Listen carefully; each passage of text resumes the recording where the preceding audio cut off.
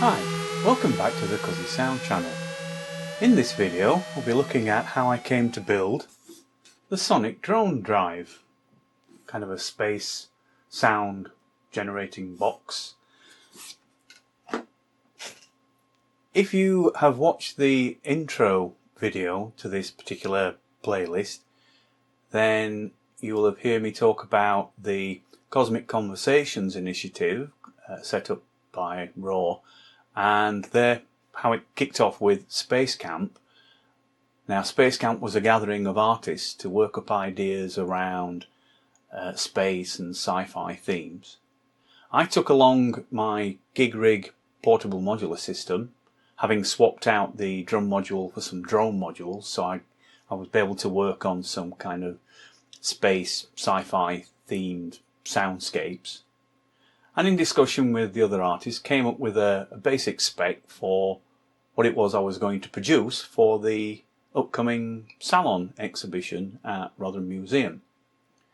And that was going to be the Space Sound Sonic Drone Drive box.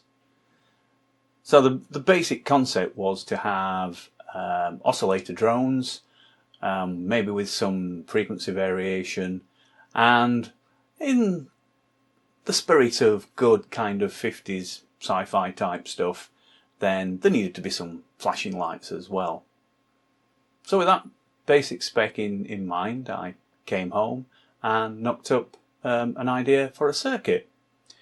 So this is what the circuit diagram looked like. So there we've got 3 oscillators using 3 inverters from a 4106 chip.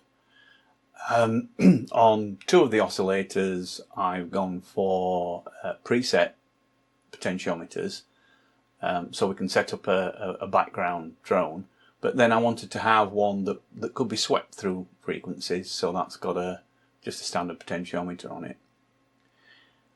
For the flashing lights, I've used 2 more of the inverters and basically set those up with fixed resistance values, so the LEDs that are attached to those will flash at a fixed rate.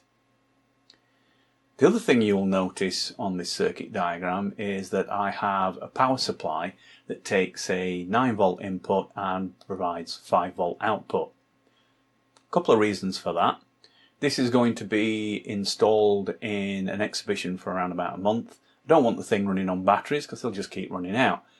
So I'm using a 9-volt DC supply, and then I'll stabilise the output with a regulated 5-volt supply.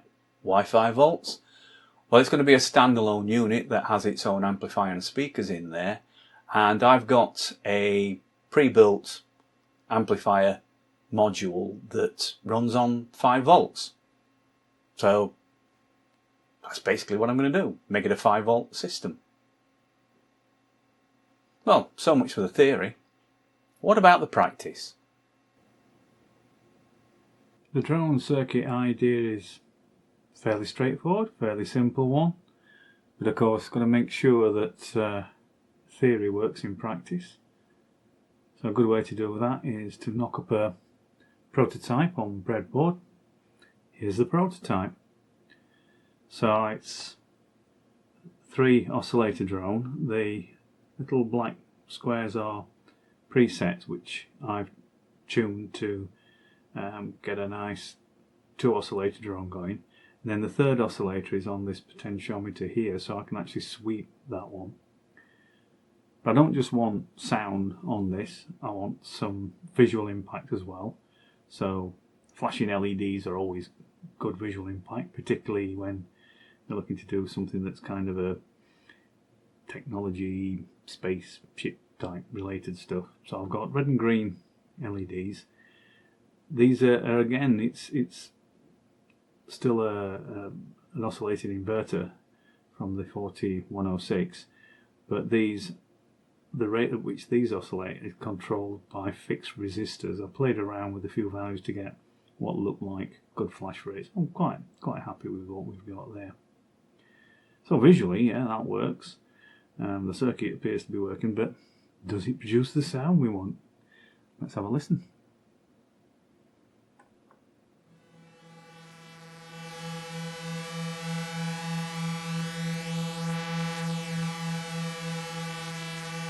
Yeah, that's a nice drone sound. It sounds like it's got a phaser effect on it. It hasn't. That is just the phasing effect, is the interference between the two square wave oscillators that create this kind of shifting harmonic which sounds like it's phasing, but no effects added at all. This is one of the great things about drones while I like playing with them. You can get all sorts of wonderful effects like that from very simple circuits. Okay, so that's the fixed oscillators. Let's turn the potentiometer.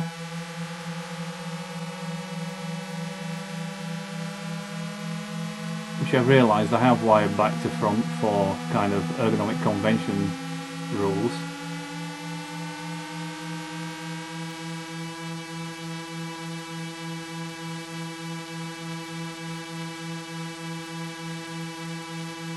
But there we go, yeah, the third oscillator comes in.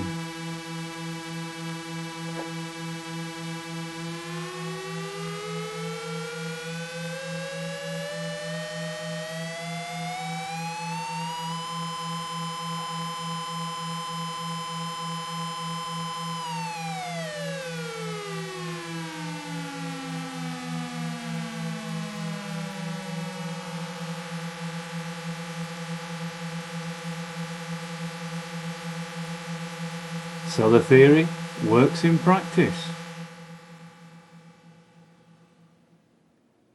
All that remains now is to do a strip board layout and build a more permanent circuit.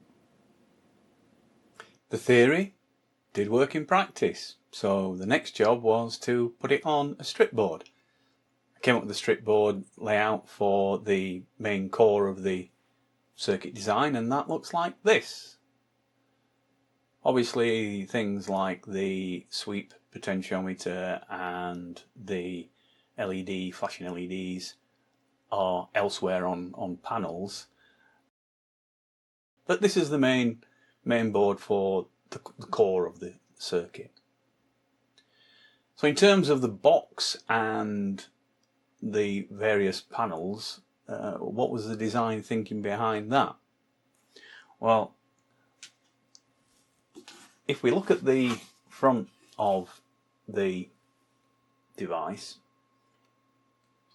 I've used the LED light tube concept on other builds before, like the audio generator and the step sequencer, so it seemed fitting that they would work for this particular build as well. So that's how I put together the flashing LEDs. In the centre there you've got the large knob. Now that's for the variable frequency oscillator. The presets are obviously preset inside the box, but that then brings the control out to the front. And then I thought, rather than just cutting out circles or whatever, the triangles kind of gave it a nice quirky kind of 50s sci-fi look for the speaker grills. And the speakers I've used have got a white cone with a black centre, so they actually look like there's some couple of sinister eyes peering out from inside the box. That was purely coincidental, but I love it. And then on the back of the box we have a rear panel. Now this is where the DC power supply goes in, and we have an on-off switch for the power supply, and then this is the volume control for the amplifier module. Now the other thing about the amplifier module is I don't know if you can hear the click there, but if you turn the volume right down it will actually click and turn the power off to the amplifier. So what you're able to do, you can turn the main power on and the lights will flash, but there'll be no sound. But then you can turn the amplifier on and turn the volume up to get the level of sound you want, and you will have the preset drones going, and then you can sweep the variable drone with the knob on the front. One of the ideas was that this was going to be used by people who were not familiar. They hadn't built the circuit. They were not particularly going to be particularly familiar with these kind of ideas. So keeping the controls really, really simple was important. And I think that, yeah, well, it worked. Once I'd kind of given a 5-minute demo to the staff at the museum, they were more than happy to operate the device. If we have a look at what the panels look like from the inside, one of the things I needed to do was test that the output from the oscillator would actually work with the amplifier, and when people turned the volume on the amplifier, even if they turned it up full blast, it wouldn't distort or cut out or whatever. Now what I actually found was that the output from the oscillators would actually saturate the amplifier and would cut the sound out. So what I had to do was put in line an attenuator preset and adjust that down such that when the volume on the amplifier is turned up full, you still get a nice clear oscillator sound. So I kind of tested that to make sure that that worked. So this was it all wired up with the speakers and what have you before I decided to actually permanently mount things on panels. And then the next step was to mount it on panels, and so this is what the front panel looks like from the back. So you can see there that we've got the speakers on there and the potentiometer controls and the LEDs. And then on the back panel, that's where we've got the power supply and the amplifier.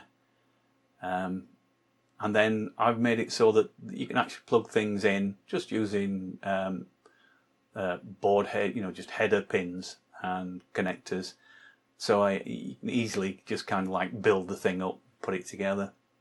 And then of course the whole thing went into a wooden box, which I had the wood cut out at my local hardware store, and then I basically just screwed it all together and gave it a quick varnish. And then yeah, submitted it to the exhibition, and everything went really well. So yeah, the Cuzzy Sound Sonic Drone Drive spent a month in the Salon exhibition at Rotherham Museum.